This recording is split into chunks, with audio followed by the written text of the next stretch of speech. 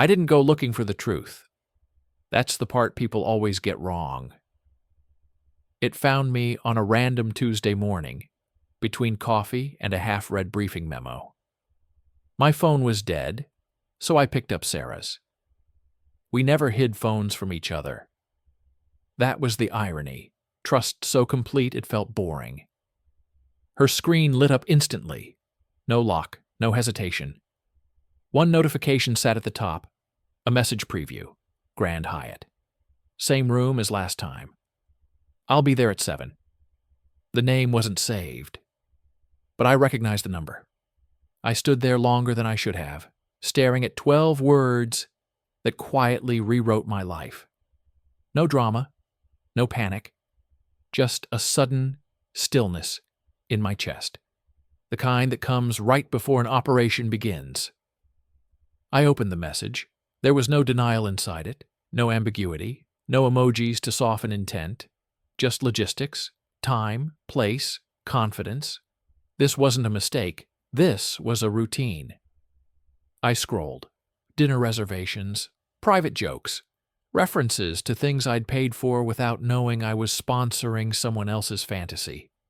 A bracelet, a weekend spa package, a conference that never existed. I felt cold, not angry, not hurt, clear. Clarity is dangerous. It doesn't scream. It calculates.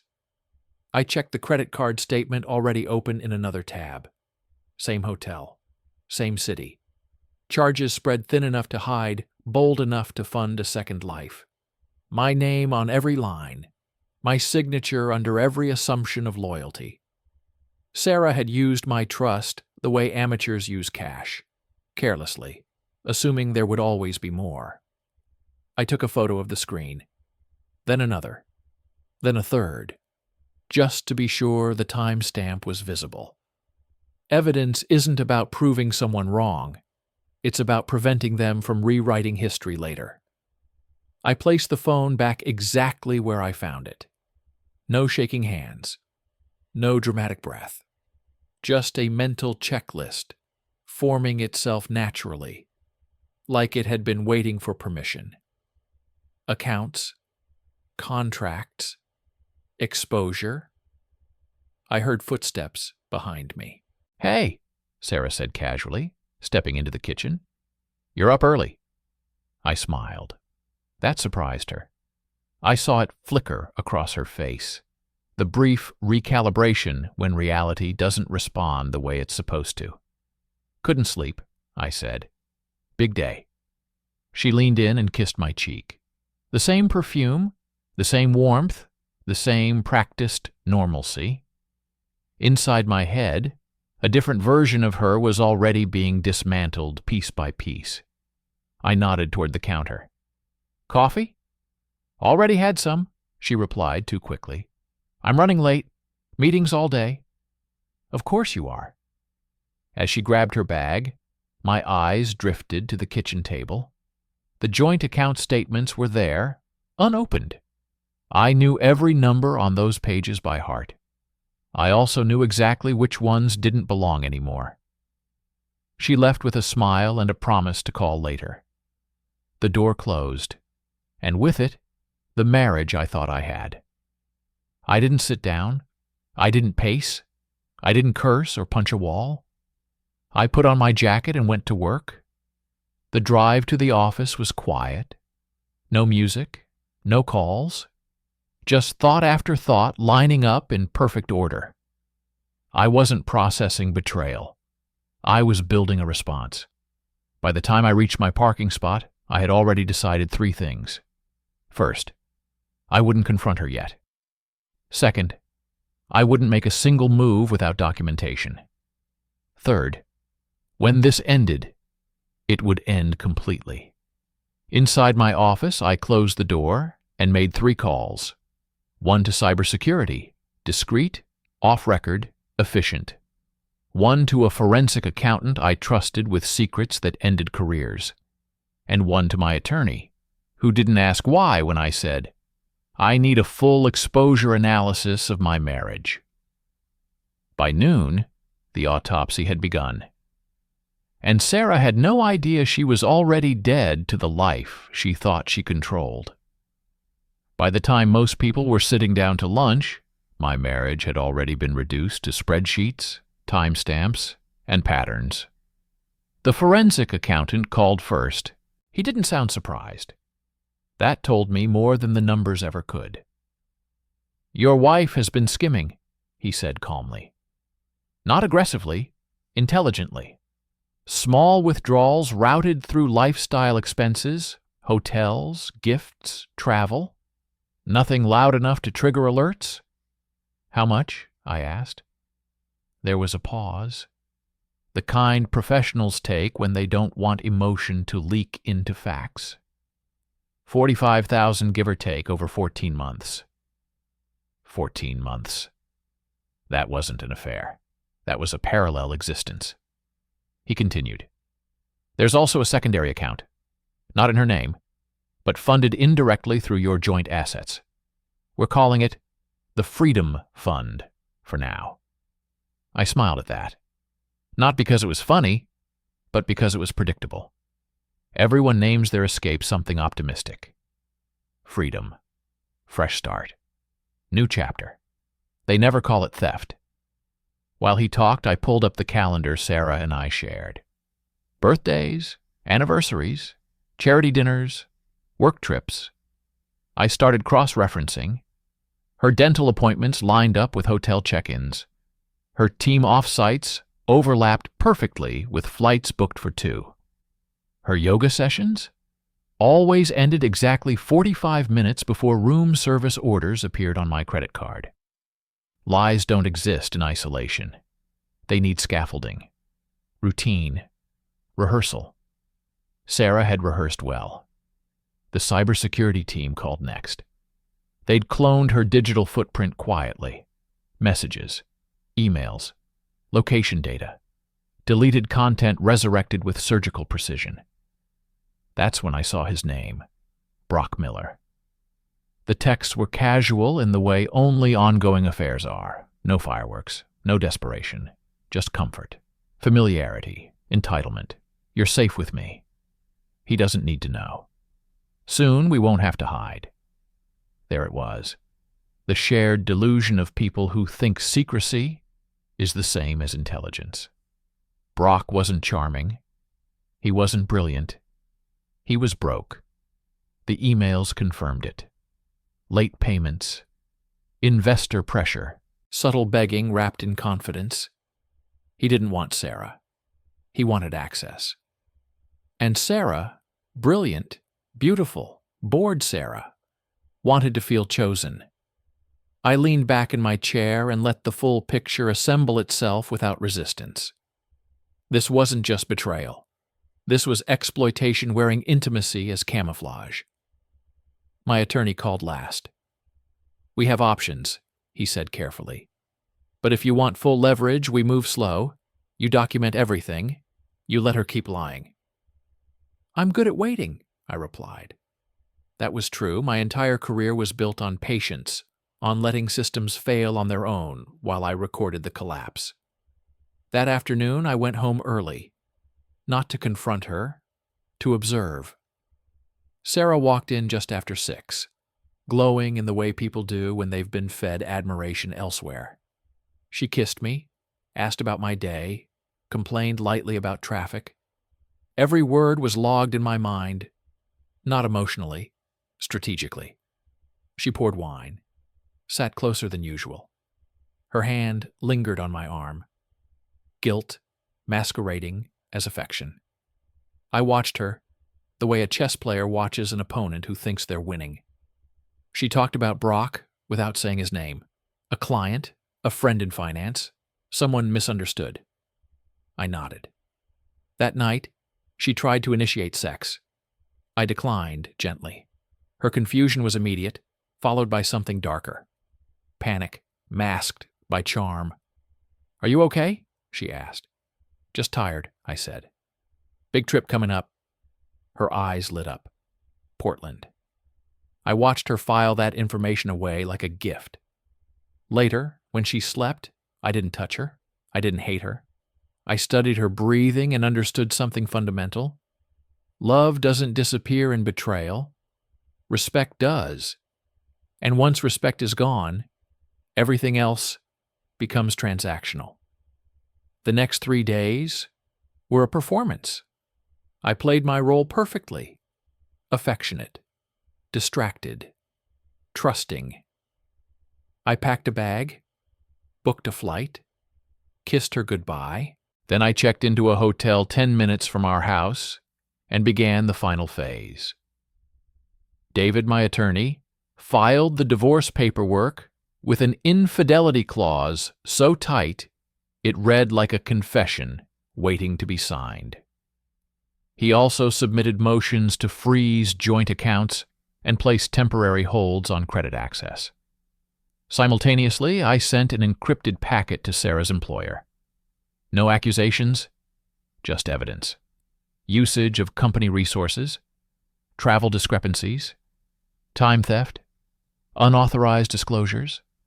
Facts don't need tone. Victoria Miller called me that night. Assistant District Attorney. Sharp, skeptical, efficient. She didn't believe me, not at first. Then I sent her Brock's emails, the financial irregularities, the drug references buried casually in bravado, the clear pattern of fraud. She stopped interrupting. "You're telling me your wife helped him," she said slowly. "I'm telling you she didn't understand what she was helping him do," I replied. "That doesn't make her innocent." Silence. Then, "Give me 3 days." I smiled into the dark hotel room. Everything was moving now. Sarah texted me that night. "Miss you already? Wish you were here?" I didn't reply. Because the most powerful thing you can do to someone who lies for control is remove the illusion that they still have it. The night I came back, I didn't turn on the lights. I sat in the living room, in the dark, listening to a house that no longer felt like mine. Every familiar sound had changed meaning. The refrigerator hum wasn't comfort. It was routine continuing without consent. The clock ticking on the wall sounded like a countdown. At 6:47 p.m., I heard the garage door. Her timing was perfect, as always. Sarah walked in, laughing softly, already mid-text, heels clicking confidently across the tile. She smelled expensive, hotel soap, unfamiliar perfume, borrowed confidence. "Baby, I'm home," she called. Then she saw me.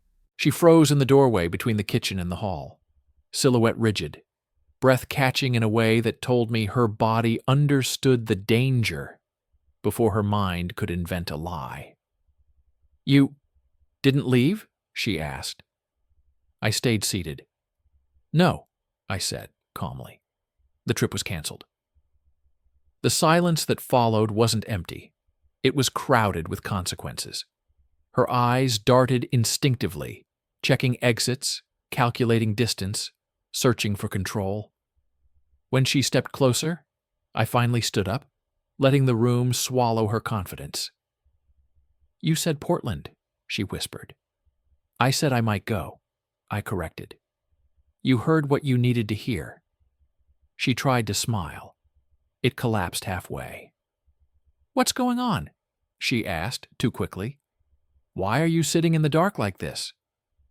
I reached into my jacket pocket and placed my phone on the table between us.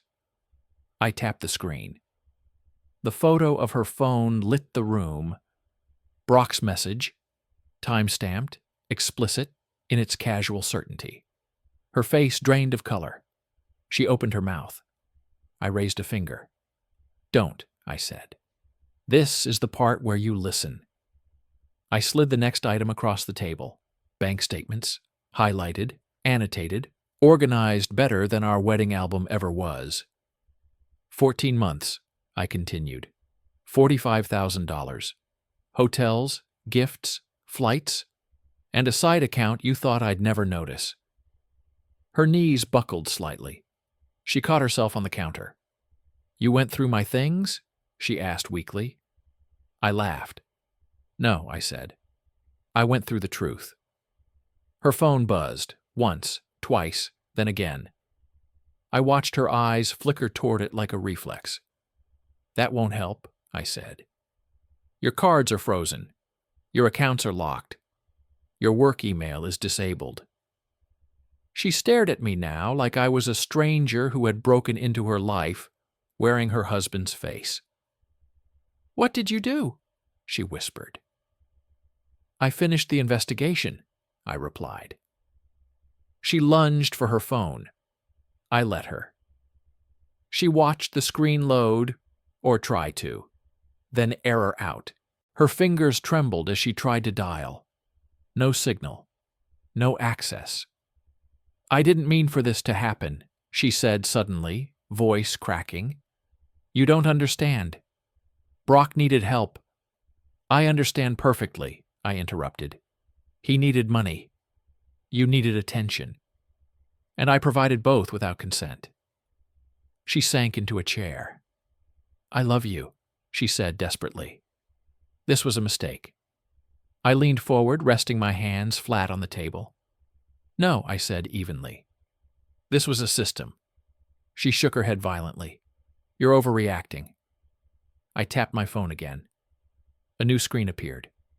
Hotel receipts, security footage timestamps, a reservation at the Grand Hyatt for tonight. Her mouth opened, but no sound came out. That's where you were supposed to be right now, I continued. That's where Brock is wondering why you're not answering. She started crying then. Real tears, not the controlled kind. I was going to tell you, she sobbed. When? I asked. After the accounts were empty? Or after he left you? Her silence answered me. I stood up. You didn't just cheat on me, I said. You weaponized my trust. She looked up at me through tears. What do you want? She asked. I smiled, not with joy, but with resolution. I want transparency, I said, and accountability. She swallowed hard. And if I don't give it to you? I walked to the window, pulled the curtain aside slightly. Police lights reflected faintly off distant buildings. Not here yet, but soon. Then this stops being a conversation, I replied, and becomes a record. Her phone buzzed again, this time silent, powerless. I turned back to her. You have one chance, I said. You tell me everything, or you keep lying and lose what's left. She looked at me like someone seeing the edge of a cliff for the first time, realizing too late that the ground behind them was already gone. And for the first time since I found the message, I saw fear replace confidence. She didn't speak for almost a minute, Not because she had nothing to say. Because every lie she'd ever used suddenly felt too small for the room. I could see it in her eyes. The frantic internal scramble, the mental shuffling of excuses, the attempt to decide which version of herself had the best chance of survival. Wife, victim, lover, partner, employee. None of them fit anymore. I didn't plan it like this, she finally said. That sentence alone told me everything. You planned something, I replied calmly, just not the consequences. She wiped her face with the back of her hand, smearing mascara she'd applied for another man. It started as nothing, she said quickly. Just conversations. Advice. He understood me. You were always busy. I raised my hand again. No, I said. We're not doing the loneliness monologue. That script expired the moment you touched my credit cards. Her jaw tightened. You're being cruel, she snapped. No, I answered. I'm being accurate. I walked to the kitchen island and opened my laptop. I didn't rush. I let the silence stretch, let the weight of anticipation press on her chest. When the screen turned toward her breathing changed. Spreadsheets, timelines, screenshots, locations plotted against dates, transactions mapped like a crime scene. You see this? I asked.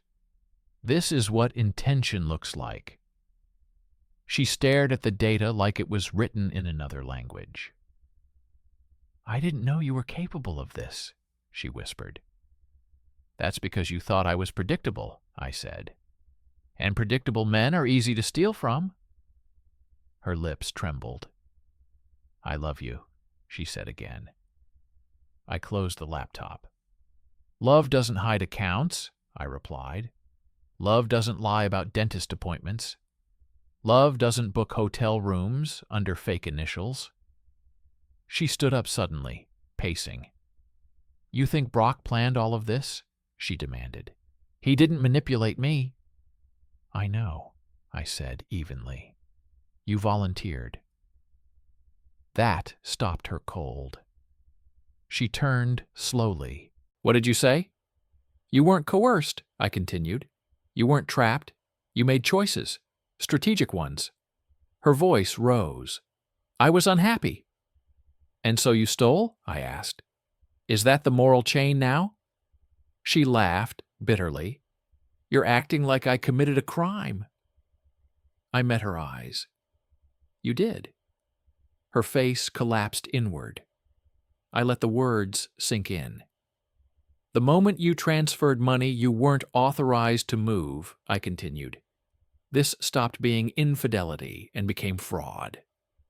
She staggered back into the chair. That's not how this works. It is, I said, especially when there's a paper trail. She shook her head again and again. You wouldn't do that to me. I leaned forward. I already did. Her phone vibrated on the table, a notification she couldn't open. That's Brock, she said instinctively. Yes, I replied. And he's discovering something important tonight. She looked up at me sharply. What did you do to him? Nothing, I said. Yet. Her voice dropped. You're enjoying this. No, I said truthfully. I'm finishing it. She stood again, this time slowly, carefully, like someone stepping across glass. What do you want from me? She asked. I exhaled. I want the truth, I said. Every detail, every transfer, every file you shared, every conversation where my name was mentioned like an obstacle. Her shoulders sagged. And if I don't? She whispered. I picked up my phone and tapped once. A message drafted, unsent. To your employer, I said. To the district office. To the compliance board. Her eyes widened in horror. You wouldn't. I will, I said, and calmly. She started crying again. Not dramatically now, but quietly, defeated. He asked questions, she admitted. About your work, about clients, about systems. I didn't think. You forwarded emails, I said. She froze. I nodded. I saw them. She covered her face. I didn't know it mattered. That's what amateurs always say, I replied. She dropped her hands. He said it was just curiosity, that it could help him invest. And you believed him, I said, because believing him made you feel important. Her silence was confession enough. I stood. This is what's going to happen, I said. You're going to write down everything, names, dates, access points. She looked up. And after that, I said, you're going to leave this house. Her mouth opened. You can't just. I can, I said. And I am. She shook her head violently. This is my home too. It was, I replied, until you turned it into a staging area. She collapsed back into the chair, shaking. You're destroying me. I looked around the room, the furniture I paid for, the art she chose, the life I financed. No, I said, quietly. I'm removing myself from the damage. Her phone buzzed again. This time I picked it up. I didn't unlock it. I didn't need to. I placed it face down between us. You have 15 minutes, I said. Then this conversation ends. She stared at the phone like it was ticking. And for the first time since I married her, she understood she was not in control. The 15 minutes expired without a sound. No confession. No apology that mattered. Just the quiet scratching of a pen as she wrote, like someone copying a confession she didn't fully understand yet. When she slid the papers toward me, her hands were trembling. "I told you everything," she said. "That's all there is." I didn't answer immediately. I read every line, dates, amounts, files, password hints, names she shouldn't have known, clients she had no right to mention. She hadn't lied, not because she chose honesty, but because she was exhausted. "Good," I said finally. "That saves time." She flinched at my tone. "What happens now?" she asked. I folded the papers carefully, as if they were fragile. They weren't. They were weapons. "Now," I said, "you stop talking." Her eyes widened. "I mean it," I continued. "No calls, no texts, no warnings to anyone, especially not Brock." She swallowed. "He'll panic." "Yes," I said. "That's the point." I walked past her and into my office. The door stayed open. I wanted her to see this part. I sat down, logged in, and made 3 calls. The first was to my attorney. "Proceed," I said. "1 word. Enough." The second was to compliance. I didn't dramatize, I never do. I explained discrepancies, forwarded documents, attached metadata. Calm voices take precedence over emotional ones. The third call was shorter. "Green light," I said. "You have everything you need." When I hung up, the house felt different, quieter, but heavier. Like a storm had already passed and no one had told her yet. She was still sitting at the table. "Did you just ruin my life?" she asked quietly. "No," I said. "I returned it to its actual owner." She stood slowly. "You don't have to do this," she said. "We can fix it. Counseling, mediation. I'll cut him off." I looked at her then. Really looked. "This wasn't a mistake," I said. "It was a system. And systems don't deserve forgiveness. They get dismantled." Her voice cracked. "I loved you." I shook my head. "You loved the stability," I corrected. "You loved the access. You loved the version of me that didn't look too closely." Tears ran freely now. "I was lonely," she whispered again. "And now," I said, "you're accountable." Her phone buzzed again. This time I nodded toward it. "Answer it," I said. She hesitated. "Put it on speaker." Her fingers shook as she tapped the screen. "Sarah?" Brock's voice came through, tense, rushed. "Something's wrong, my accounts are frozen. Compliance is calling." "What did you tell him?" She looked at me, eyes pleading. "Tell him the truth," I said. She swallowed. "He knows," she said, softly. "Everything." Silence on the line. Then Brock laughed, sharp, disbelieving. "You're bluffing," he said. He wouldn't dare. I leaned forward and spoke into the phone for the first time. "Good evening, Brock," I said. "This call is being recorded." Dead silence. "You accessed proprietary information," I continued calmly. "You laundered it through a third party. And you documented more than you realized." His breathing turned shallow. "You don't have proof." "I do," I said. "And you're about to learn the difference between confidence and leverage." The call ended abruptly. She stared at the phone like it had bitten her. "What did you just do?" she asked. "I removed uncertainty," I replied. Her knees gave out, and she sat back down. "You're not human," she whispered. "No," I said. "I'm just not emotional anymore." I walked to the hallway closet and pulled out a suitcase. I placed it on the table. You can pack personal items, I said. Clothes, toiletries, nothing purchased with shared funds. She shook her head. This is insane. No, I replied. This is overdue. She stood again, rage flickering through the fear. You think you win like this, she snapped, by humiliating me. I win by surviving, I said. You're incidental. That broke her.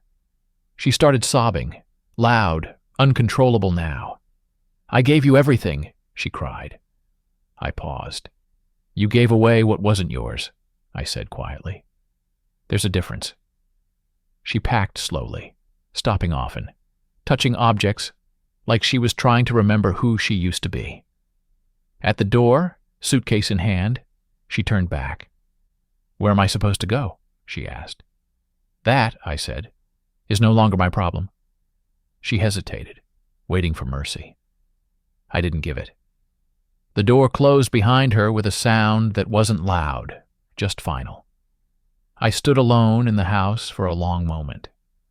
Then I sat down, opened my laptop again, and began preparing for what came next. Because exposure is only phase 1, and phase 2 was already moving. I slept for exactly 3 hours. Not because I was tired, because my body demanded maintenance. When I woke up, there was no panic, no grief, just a checklist forming itself before my eyes. I made coffee. Black, no sugar. Same as always. My phone was already lit up. Missed calls, unknown numbers, one voicemail. I listened to it once. Ethan, this is Sarah's attorney. We need to speak immediately regarding allegations of coercion, emotional distress, and... I deleted it halfway through the sentence. Allegations are noise. Evidence is signal. By 7:12 a.m., the first external tremor hit. An email from compliance, flagged urgent.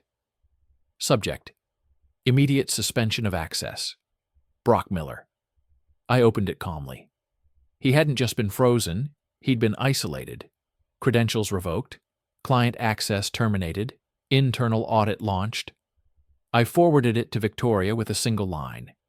Phase 1 confirmed. Her reply came 60 seconds later. He's panicking. He called his lawyer. Bad choice. I allowed myself a thin smile. Panic creates mistakes. Mistakes create trails. At 8:04, my doorbell rang. I didn't answer it. I watched through the hallway camera instead. Sarah. Same coat. No makeup. Eyes red, jaw set. Not fear this time. Anger. She knocked again. Harder. I know you're home, she said through the door. I remained still. I just want my laptop, she continued.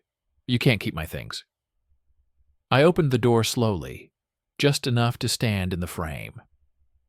That laptop, I said evenly, contains licensed software and client data registered under my company. You don't own it. She scoffed. You're stealing from me now? No, I replied. I'm preventing further crimes. Her face twisted. You planned this, she hissed. You wanted to destroy me. I leaned closer, lowering my voice. I wanted the truth, I said. Destruction was your design choice. She stepped back, as if slapped. I talked to a lawyer, she snapped. They say you're abusing power. I nodded. They always say that when they don't have the facts. Her phone buzzed in her hand. She glanced down, then froze.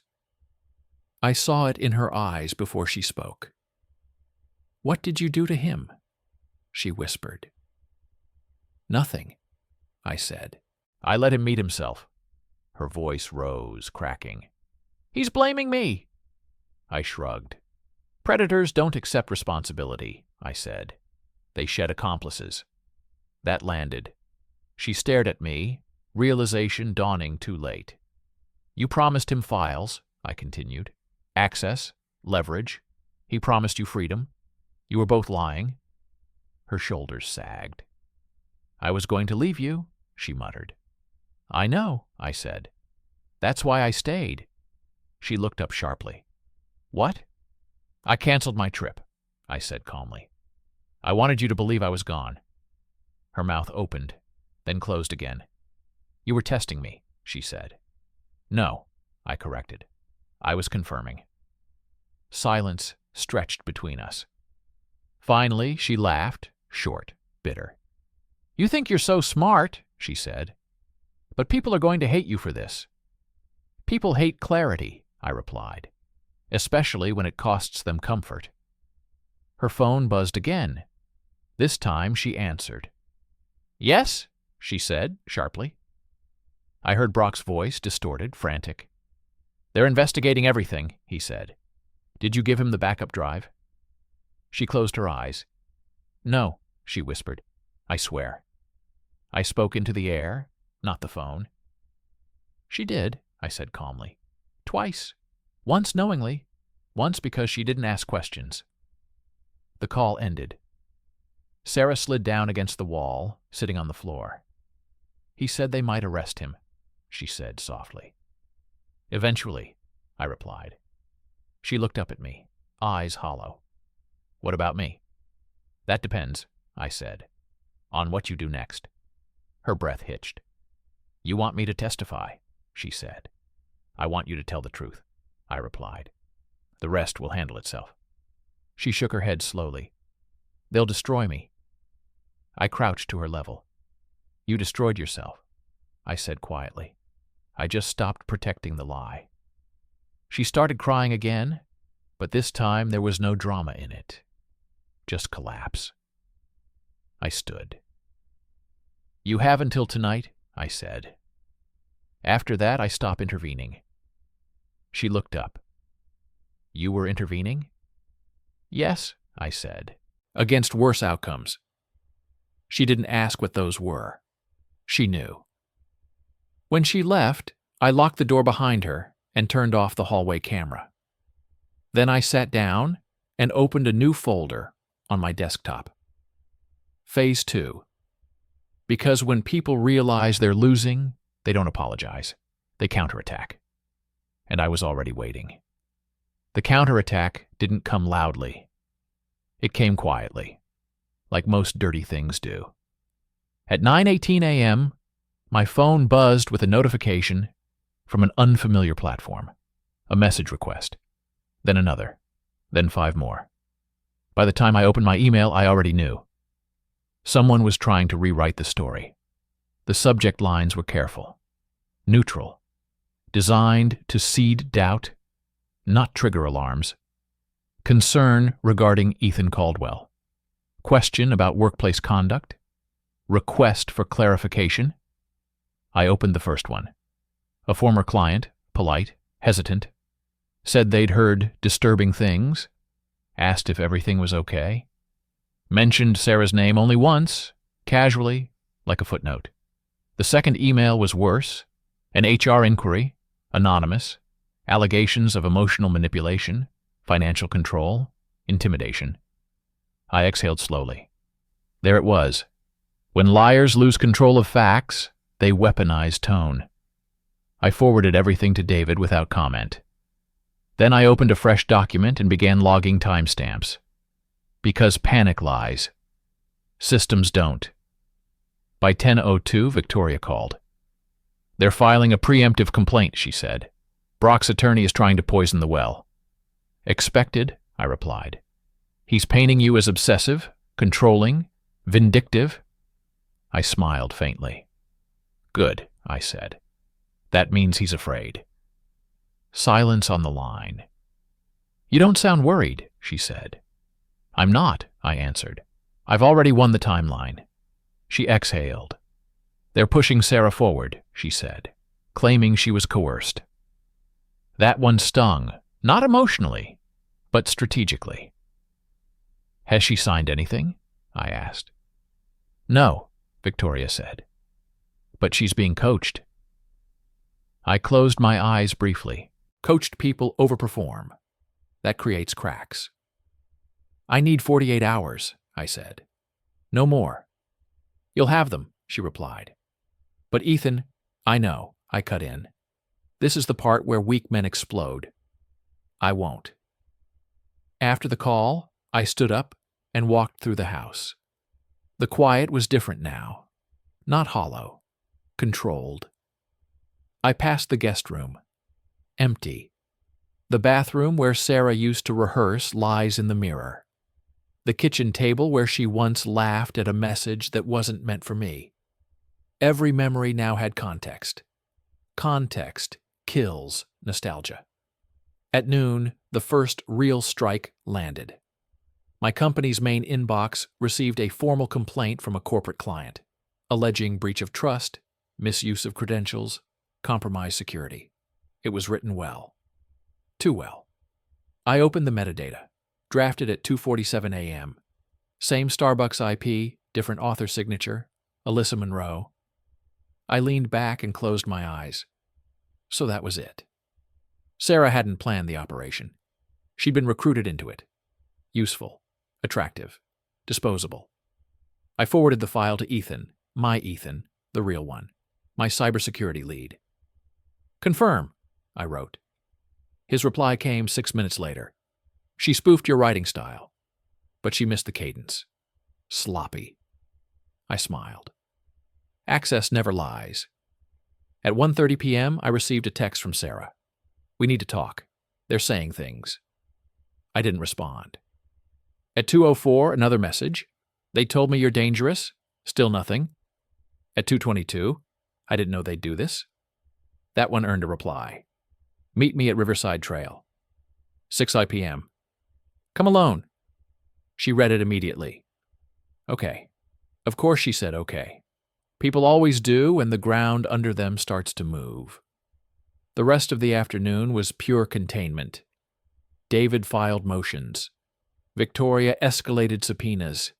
Ethan locked systems. I documented everything. By the time the sun dipped, their story was already fraying. And they knew it. At Riverside, the air was cold and wet. The river moved slowly, indifferent. Sarah sat on a bench, hands clenched, eyes scanning the path like prey. She looked smaller. Not innocent. Just reduced. He's threatening me, she blurted as soon as I approached. Who? I asked calmly. Brock, she said. And Alyssa. They say if I don't stick to the story, they'll ruin me. I nodded. Did you send him the client files? I asked. She hesitated. Yes, she whispered. I didn't think... I know, I said. You didn't think. You wanted approval. Tears welled up. He said it was just market analysis, she cried. That everyone does it. I crouched in front of her. Everyone who ends up indicted, I said quietly. She flinched. They're going to frame you, she said.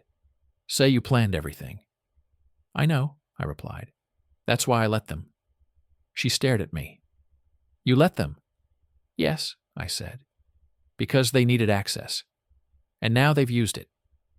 I stood. Listen carefully, I continued. You're going to stop lying. Completely. She shook her head. They'll destroy me. They already are, I said. I'm offering you a way out. She looked up. How? You testify, I said. You give Victoria everything. Messages, files, names. And you? She asked weakly. I disappear, I said. From your narrative. Her breath caught. You planned this, she whispered again. No, I corrected. I adapted. She wiped her face. They used me, she said. Yes, I replied. And now you choose who finishes the job. She nodded slowly. I'll do it, she said. I believed her, not because she was good, but because fear had finally outranked pride. As I walked away, my phone vibrated. A message from Victoria. We've got warrants. Tonight. I didn't look back. Because the war had already ended. They just didn't know it yet. The knock didn't come to my door. That was the first thing that told me everything had gone exactly as planned. At 11:47 p.m., I was sitting in the dark living room, lights off, laptop closed, just listening to the house breathe. No alerts, no messages, no movement on the cameras except the slow sway of trees outside. Then my phone rang. Victoria. "It's happening," she said. No preamble, no drama. "Brock Maddox was detained 20 minutes ago. Alyssa Monroe is in custody. Financial Crimes Unit took point." I closed my eyes. No relief, no triumph, just confirmation. "Charges?" I asked. "Wire fraud, identity misuse, conspiracy, obstruction, more coming." "And Sarah?" I asked. "She walked in with everything," Victoria said. "Every message, every transfer. She signed a cooperation agreement." I exhaled slowly. "Good," I said. "Keep her protected." There was a pause. "You okay?" Victoria asked. "Yes," I replied. "I'm done." When the call ended, the silence felt heavier, but cleaner. I poured myself a glass of water and stood by the window. Across the street, a neighbor's porch light flicked on, then off. Somewhere far away, sirens moved through the city like veins carrying bad news. For the first time in weeks, nothing was chasing me. At 1:13 a.m., the first headline dropped. Not public yet. Industry channels. Quiet feeds that mattered. Real estate executive investigated in multi-state fraud scheme. No names, just enough. At 2:06, a second notification. Tech contractor cleared of allegations. Whistleblower confirmed. I smiled faintly. They'd tried to make me the villain. But villains panic. I had prepared. At dawn, I drove past Brock's condo. Police tape still clung to the entrance like an afterthought. His car was gone, windows dark. A place that once hosted arrogance, now reduced to evidence. I didn't stop. There was nothing left for me there. By mid-morning, the messages started coming in. Former clients, partners, people who had gone quiet when rumors surfaced. Glad the truth came out. "We never believed the accusations. Let us know if you need anything." I answered none of them. Validation that arrives late isn't worth collecting. At noon, Sarah called. I let it ring. Then again. I answered on the third attempt. "They took my phone," she said, voice small. "I'm at my sister's. I just wanted to say thank you." "For what?" I asked. "For not destroying me," she whispered. I paused. "I didn't save you," I said. "You saved yourself by telling the truth." She sniffed. "I ruined everything," she said. "Yes," I replied calmly. "But you stopped making it worse." Silence. "I don't expect forgiveness," she added quickly. "You shouldn't," I said, "and I'm not offering it." She nodded, even though she couldn't see me. "I understand," she said. I hope someday you're happy." I ended the call. Happiness wasn't the point. Stability was. That afternoon, I met David and Victoria in person. The conference room smelled like coffee and fresh paper. Contracts stacked neatly, evidence cataloged, everything labeled, indexed, clean. "The settlement offer is minimal," David said. "She gets no claim on the house, no equity in the business." "As agreed," I replied. Victoria studied me. "You could have crushed her harder," she said. "You didn't." "I didn't need to," I answered. "I'm not trying to win. I'm trying to end it." She nodded. "Brock won't walk for a long time," she said. "Alyssa either." "Good," I said. "They shouldn't." As I left the building, the sky was clear, that rare, sharp blue that feels almost artificial. I realized something then. The revenge had ended hours ago. What remained was responsibility. That evening I returned home. The house greeted me the same way it always had, lights responding to motion, temperature adjusting automatically, systems humming quietly. But it felt different. Not haunted. Neutral. I opened the bedroom door. The closet was half empty, the bed untouched. No memories surged, no anger flared, just space. I slept deeply that night. No dreams. The next morning, I woke up before my alarm. For the first time in a long time, I wasn't bracing for impact. I made coffee, sat at the table, watched sunlight crawl across the floor. Later that day, a new inquiry came in through the company site. A commercial security installation. Large contract. Clean client history. I reviewed it carefully. Then I accepted. Because life doesn't pause while you settle scores. It waits for you to decide what comes next. And for the first time since the text message that started everything, I knew the answer. Not destruction, construction. The week after everything fell apart, the house felt different. Not because of absence, but because of clarity. Sarah's absence was a vacuum I no longer feared. It was a space I could fill with strategy, focus, and freedom. No more deception, no more half-truths, no more waiting for the next betrayal. The divorce papers sat on my desk, notarized, signed, and legally binding. Every signature a final nail sealing the past. I didn't rush the process. I gave Sarah time to collect her things, to say the words she needed to say, though I knew most were empty. Her eyes, once so confident, now darted nervously across the room, measuring, calculating, wondering if I would change my mind. I didn't. I never would. I let her go with only what she could carry in her hands, not her lies, not the privileges she tried to steal from me, not the illusion of power she thought she held.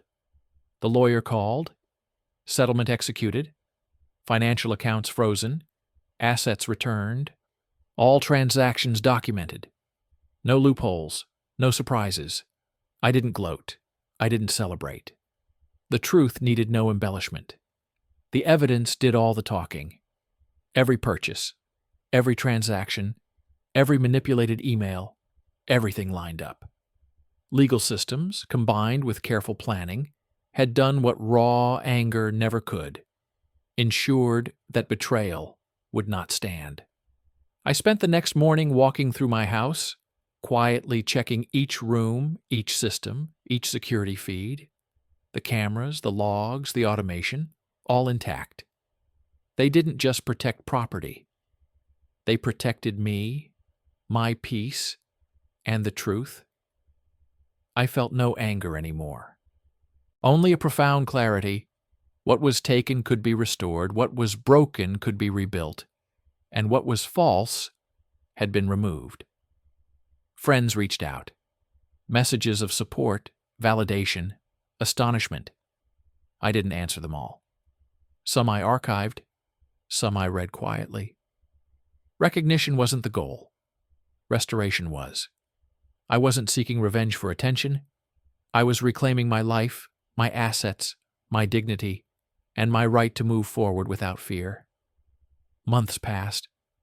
The public fallout from Brock and Alyssa was swift. Brock faced legal consequences, his reputation destroyed. Alyssa had to confront the ramifications of her actions. Sarah, too, began her own path of reckoning.